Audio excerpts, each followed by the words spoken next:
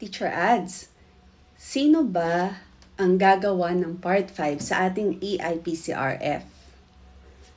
Lahat ba gagawa? Hindi po.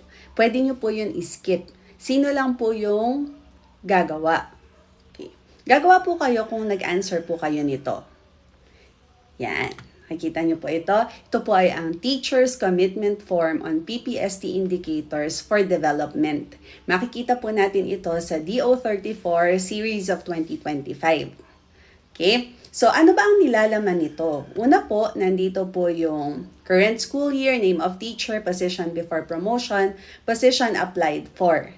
I-fill out nyo po yan. Tapos, dito po, meron kayong makikita na letter A, PPST Indicators for Development. Maximum of 3 PPST indicators with below the minimum performance. Kasi kunyari po, nagpa-promote kayo, tapos merong mga indicators na hindi nakaabot sa required na rating. Kaso nga lang, gusto mong i-improve para makapagpa-promote ka rin. Dati naman hindi mo alam na magiging parte pala ng promotion ang ating IPCR. So, hindi mo alam na dapat pala gantong rating ka meron. Pwedeng VS or O, pero hindi mo yun nagawa nung time na yun kasi nga hindi mo pa alam yung guidelines. Ngayong alam mo na, binibigyan ka ng pagkakataon para i-enhance ang iyong rating para doon sa mga indicators na iyon. So hanggang ilan yung pwede mong ilagay? Pwede kang maglagay ng 3. Pero itong form na ito, dapat ay nagawa mo na noon pa. Hindi ngayong dulo ng taon mo siya ilalagay. Okay, maaaring ginawa mo ito noong nagpa-promote ka, maaari rin namang ginawa mo ito dahil sa simula ng PIMES, alam mo na pwede kang gumawa ng teacher's commitment form, ginawa mo siya, okay yun.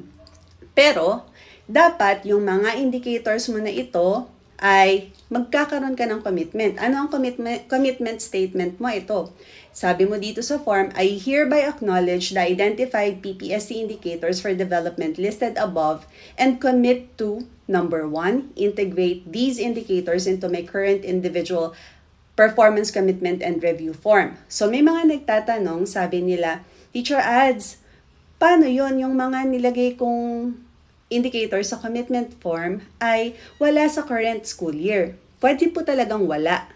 Pwede talagang wala kasi maaaring yung indicator na yan ay wala sa set ng year na ito. Pero SK or VS doon sa dati mong rating at gusto mong i-improve yung rating na yun kasi yun yung required para sa promotion, maaaring wala talaga. Kaya idadagdag mo siya. Okay? Gagawa ka po ng mga activities na related doon sa iyong indicator na kailangan dito sa ating ikinomit na indicators at dagdag yon sa kung ano man yung meron tayo currently na indicators for PIMES talaga for this school year. Okay? Paano naman kung nasa PIMES this year? Di okay lang kasi yun yung naging S mo dati or naging lower than the required. One rating lower than the required. So kung ganun man, okay lang yun.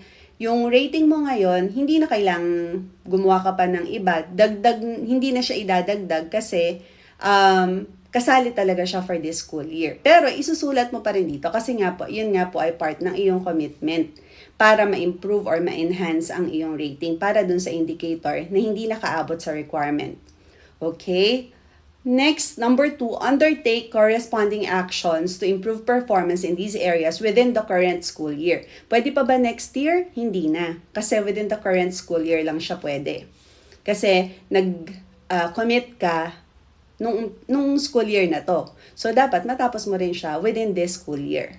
Okay? Next, number 3, participate in relevant professional development activities to address these areas of improvement. So, kung kailangan mo mag-improve dito doon sa mga indicators na ito, kailangan mo ng LAC session. Depende yan sa kung ano yung indicator na kailangan mong i-enhance, kung ano yung requirements niya, base doon sa IPCR ng taon kung saan ka nagkulang.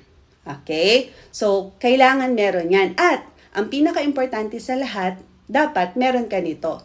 Nakasulat, committed by name and position of teacher, date, signature. Tapos, attested by name and position of principal, date, signature.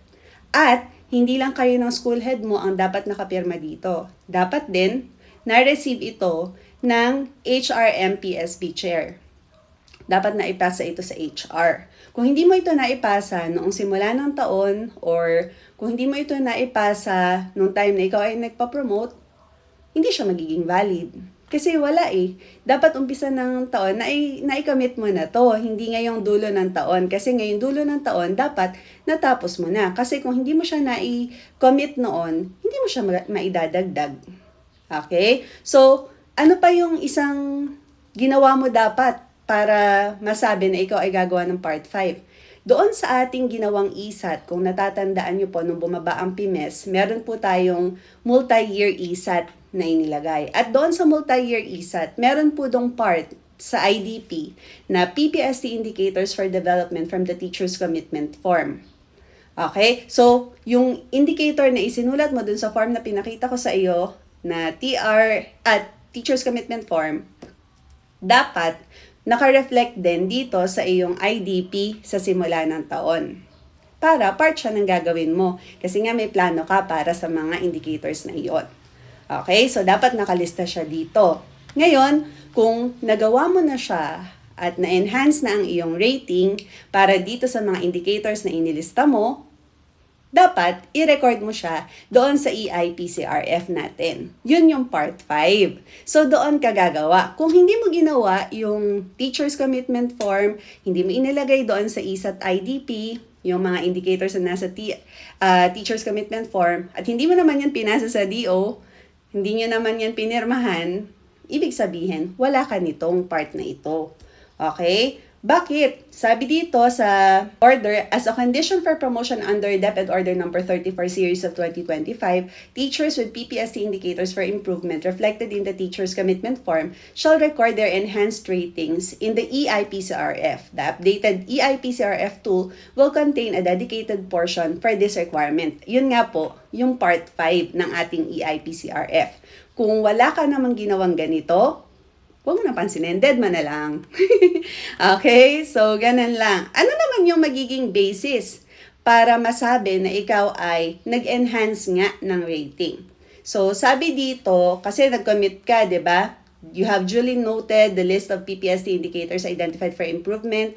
You commit to include the said PPST indicators in your current IPCRF. And you undertake corresponding actions to improve performance in these indicators within the current school year.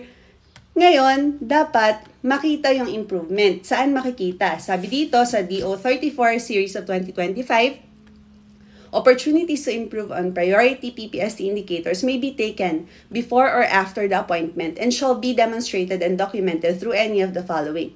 Letter A, classroom observation during the school year kung yung indicator na iyon ay classroom observable. Letter B, learning actions designed and conducted to improve instructional and pedagogical approaches and other PPSC-related indicators duly corroborated by the team. Kung kailangan mo ng LAC para doon sa iyong indicator na yon. Letter C, performance coaching and mentoring form duly signed by the rater and school heads. Kung meron kang PMCF, okay, na binigay sa iyo. Dahil makikita doon kung talagang nag-improve ka ba talaga. Kasi alam ni rater mo kung ano yung mga dapat mong i-improve.